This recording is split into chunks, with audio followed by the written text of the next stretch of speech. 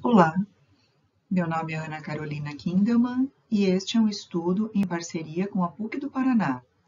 Hoje nós vamos falar sobre as variações linguísticas de países anglófonos em diferentes contextos de interação. Este estudo está dividido em 3 blocos. No primeiro bloco, vamos conversar um pouco sobre as variações linguísticas e trazer alguns exemplos de variações que ocorrem entre os países anglófonos. No segundo módulo, vamos conversar sobre comunicação multimodal, alguns exemplos de gêneros jornalísticos e publicitários, e também vamos fazer análise de anúncios publicitários referentes às queimadas que ocorrem em países como, por exemplo, Estados Unidos e Canadá. No terceiro bloco, vamos conversar sobre Block Language, que é um artifício muito utilizado no gênero jornalístico, principalmente em títulos e subtítulos. Mas então, o que são variações linguísticas? Primeiramente, temos que entender o conceito de que a língua é viva. Desde os primeiros registros da língua falada e escrita, esta vem evoluindo e se transformando. Os principais motivos que ocasionaram a transformação da língua são as colonizações, as invasões e as reformas propostas para a ortografia e gramática. Se compararmos o inglês falado atualmente nos Estados Unidos e na Inglaterra, perceberemos muitas diferenças na pronúncia, na gramática, nas palavras utilizadas. Se compararmos o inglês falado somente na Inglaterra em épocas diferentes, também veremos variações significativas. Estes são exemplos de variações linguísticas. Existem 4 tipos de variações linguísticas. Na variação diacrônica, trata-se das mudanças ocorridas ao longo da história, como foi o caso comentado anteriormente, do inglês utilizado na Inglaterra em épocas diferentes.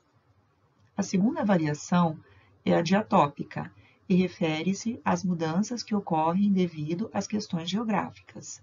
Aqui podemos citar o exemplo do português utilizado no Brasil e em Portugal, que apresenta diferenças gramaticais, lexicais, entre outras. Na variação diastrática, temos análise referente aos fatores sociais, ou seja, variações encontradas em diferentes âmbitos, como, por exemplo, o âmbito acadêmico e o âmbito religioso. Na última variação, a diafásica, trata-se das diferenças relacionadas aos contextos, por exemplo, o inglês culto e o inglês coloquial. Mas como são feitas essas avaliações? A lexical refere-se às palavras, ou seja, palavras que entraram em desuso, palavras que começaram a ser utilizadas, diferentes palavras com o mesmo significado, entre outros. A gramatical refere-se às conjugações verbais, às preposições, aos artigos, entre outras diferenças. A morfológica significa a grafia das palavras, a forma como elas são escritas. E a pronúncia refere-se ao sotaque e à entonação entre as palavras iguais.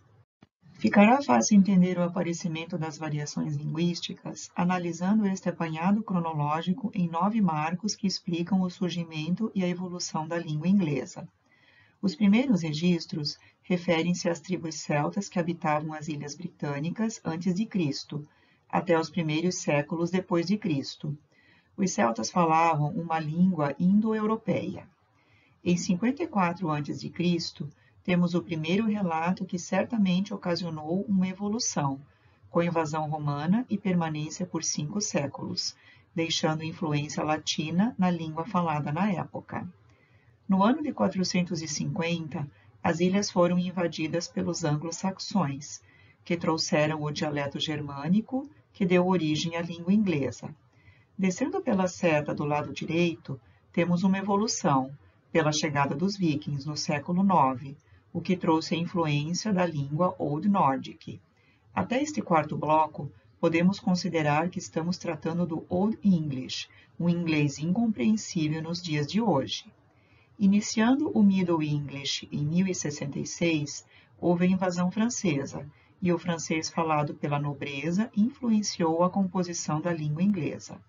Esta invasão durou até o ano de 1453, quando houve o fim da Guerra dos 100 Anos, onde os ingleses saíram vitoriosos. Neste ponto, pode-se afirmar que nascia a língua inglesa como uma mistura de anglo-saxão, francês e nórdico. Nascia então o Modern English. Entre os séculos XV e XVI, uma reforma sobre pronúncia de vogais e ditongos foi proposta pelo linguista dinamarquês Otto Jespersen, e novamente temos uma grande evolução da língua inglesa. Seguindo cronologicamente, Shakespeare representa uma grande contribuição para a língua inglesa, com o surgimento de mais de 2.000 palavras, expressões e ditados populares. Novas mudanças gramaticais foram propostas e aceitas nos séculos XVII e XVIII, transformando novamente a língua inglesa. No século XIX, o processo se inverteu e os ingleses começaram a colonizar outras localidades. Assim, temos na língua inglesa a adição de características de países como Estados Unidos, Índia, Holanda, Itália, Alemanha, entre outros. O foco deste estudo será uma comparação entre o inglês falado nas Ilhas Britânicas e variações que ocorrem nos Estados Unidos, no Canadá e na Austrália. O inglês canadense se aproxima bastante do inglês britânico, pois a colonização inglesa levou, além da língua inglesa, a influência francesa que permanece sendo falada em 50% do país. Em termos lexicais, algumas palavras são iguais ao British, como color, com a letra U. Outras partículas de palavras, como o easy, com Z, seguem o inglês americano, pois no British são grafadas com S. A pronúncia canadense é muito peculiar. Os canadenses utilizam no inglês coloquial a interjeição "é" no final das frases, como os brasileiros utilizam o "né". Passando para o inglês americano, começamos a perceber mais diferenças. Na tentativa de facilitar e obter autonomia e identidade própria, os americanos modificaram a morfologia de palavras para que a grafia se assemelhasse à pronúncia, como, por exemplo, a palavra color, que não tem a letra U, e a palavra theatre, sem o R, que aparece no theatre britânico. A pronúncia americana é a mais fácil de se entender, seja devido à pronúncia se assemelhar à grafia, seja devido à globalização e distribuição de conteúdos americanos de todos os tipos para o mundo. O inglês australiano, embora tenha semelhanças com o britânico devido à colonização, tem também forte influência dos povos locais, aborígenes e indígenas. A pronúncia australiana é bastante diferenciada, pois conta com abreviações e supressões, como por exemplo de day para good day, ou servo para service station. Outra diferença marcante é a pronúncia de palavras como day, que na Austrália pronuncia-se die. Neste slide e nos 3 próximos, vamos ver alguns exemplos de diferenças entre o inglês utilizado nos Estados Unidos, Canadá, Austrália e Inglaterra. Vale lembrar que a língua é viva e talvez alguma citação deste estudo seja característica de uma região específica do país, sendo diferente em outra região do mesmo país. Vou falar de 2 ou 3 exemplos de cada slide, e você poderá pausar o vídeo para estudar os demais, começando com palavras diferentes que têm o mesmo significado. Algumas palavras, como tênis e calça, chegam a ter 3 variações entre os países. Para tênis, temos trainers no British, sneakers no American e runners no Canadian. Já a palavra calça, temos trousers na Inglaterra e Canadá, pants nos Estados Unidos e decks na Austrália. A palavra fralda se divide igualmente. Aparece como nappy na Inglaterra e Austrália e diaper nos Estados Unidos e Canadá. Passemos então para as diferenças na grafia das palavras. Somente nos Estados Unidos retirou-se a letra U de palavras como newborn e color. Para os demais 3 países, a letra U permanece. O mesmo ocorre para algumas terminações easy, que somente nos Estados Unidos é com a letra Z, e nos demais países é com a letra S. E terminamos com airplane, dos Estados Unidos, que grafa-se como aeroplane nos demais países. A gramática também tem bastante variação. Apesar de não ser regra, em muitos casos, Canadá e Austrália seguem o inglês utilizado na Inglaterra. E em muitos casos, a Inglaterra mantém o inglês culto, como no exemplo I've just seen, que no inglês americano normalmente usa-se I just saw. O uso do artigo the também gera variações entre os países. Enquanto fala-se a man was taken to hospital na Inglaterra, Canadá e Austrália, nos Estados Unidos usa-se a man was taken to the hospital. Concluindo as comparações entre países e fechando o primeiro bloco de estudos, vamos falar de pronúncia, a variação mais interessante e curiosa. Cada país conserva suas tradições e particularidades, e isto justifica o desafio de pessoas não nativas em entender a língua inglesa falada ao redor do mundo. Vamos ver se eu passo neste teste de pronúncia? A palavra água, muito utilizada por todos os viajantes, é um bom exemplo de variação. Temos 4 pronúncias diferentes conforme podem ler no slide. Water, water, water, water. A palavra what mostra a supressão dos australianos e fica com essas 4 indicações de pronúncia na ordem do slide. What, what, what, what. Encerramos com better, bastante variado entre os países. Better, better, better, better. Iniciando o segundo bloco de estudos, vamos falar de comunicação multimodal. Para tanto, observe no canto inferior direito um resgate do sistema de comunicação. Neste caso, temos um esquema simples, contendo no centro a mensagem a ser transmitida, emissor e receptor da mensagem, o meio de transmissão e o feedback, que seria um retorno informando se a mensagem foi recebida e compreendida. Esse esquema não perde a validade e orienta todos os estudos relacionados à comunicação. Podemos considerar a comunicação toda a forma de expressão de uma mensagem, um texto, uma imagem, um som. Com isto, cada meio de transmissão tem suas próprias características. Um texto é uma forma de emitir uma mensagem, podendo ser visual, oral ou escrito. Em um texto escrito, por exemplo, não considera-se como mensagem somente o tema. Visualmente falando, pode-se analisar o tipo de letra, a cor, o tamanho, todas as variações visuais que imprimem uma mensagem. Textos orais transmitem mensagens por meio da entonação da voz e das emoções. E textos visuais se expressam por imagens, cores, símbolos e contam com a sensibilidade e criatividade do receptor para serem efetivos. A comunicação multimodal é a junção de todos os meios de comunicação disponíveis que, aliados às tecnologias e inovações, transmitem mensagens, atraem atenção, persuadem, movem o mundo. Vamos agora analisar alguns exemplos de comunicação multimodal. Na primeira foto, temos o livro O Caminho da Porcelana. Perceba que a capa do livro é totalmente branca, fazendo alusão à cor da porcelana. Voltando ao assunto de textos escritos, analise quantas opções são possíveis para imprimir diferentes tons na mensagem transmitida. Diversificando os tipos de conteúdo, veja que interessante o exemplo da HQ Um Pedaço de Madeira e Aço, do famoso cartunista Chaboté, que por meio de imagens conta a história de vida de um banco de praça. Uma das formas mais efetivas da utilização da comunicação multimodal é na propaganda, que por meio de artifícios específicos consegue transmitir a mensagem e vender o produto. Sinta o quão refrescante e gostoso parece ser a bebida deste anúncio.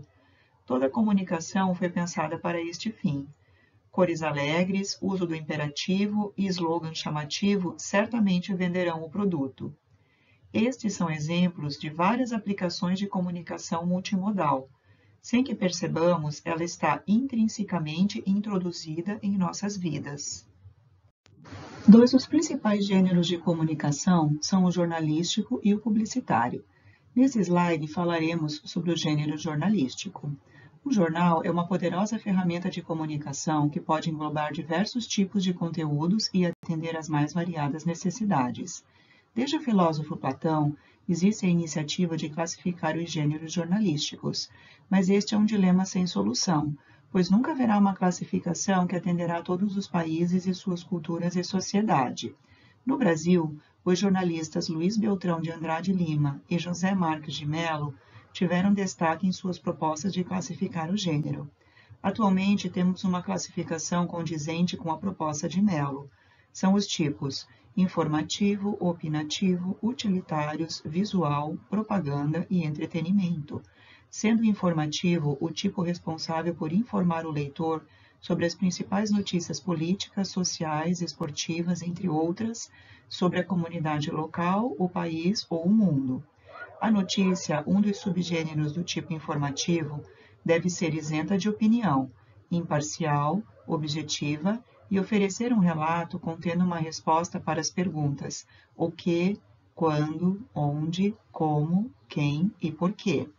Outra classificação do âmbito jornalístico são os tipos de texto, que podem ser descritivo, ao descrever algo, narrativo, ao narrar um fato em sequência, e dissertativo, ao apresentar uma tese argumentativa com conclusão. Passando para o gênero publicitário, temos o foco principal de vender um produto ou serviço. Quando existe o intuito de entreter o público e persuadi-lo a adquirir algo, é importante observar fatores decisivos no desenvolvimento de um anúncio. Muitas vezes, os anúncios são direcionados para um público específico e a linguagem deve ser condizente para atender este nicho. Os anúncios sempre passam a imagem de que estão oferecendo algo valioso e imperdível. Sendo assim, palavras, cores, imagens e posicionamento são decisões essenciais na elaboração. Os anúncios não vendem apenas produtos físicos ou serviços que uma pessoa física ou empresa possam precisar. Existem anúncios dos mais diversos tipos, como sociais, políticos, institucionais, governamentais, entre outros. Algumas estratégias são utilizadas para entreter e persuadir. Veja algumas delas. O uso do pronome você para demonstrar intimidade, o uso do imperativo para convidar para ação, o uso do humor para entreter, o uso da linguagem coloquial para aproximar, entre outros. Agora vamos partir para a parte prática, fazendo uma análise em posts contidos no Instagram de uma entidade canadense de amparo nas queimadas que ocorrem frequentemente em países como Canadá e Estados Unidos. O link dos anúncios está na descrição do vídeo para você abri-los, caso queira acompanhar a análise. Por se tratar de um tema que requer a atenção e ação do público, é importante haver uma padronização e clareza na exposição do conteúdo. Na parte superior do slide, temos estratégias inteligentes comuns entre os dois anúncios.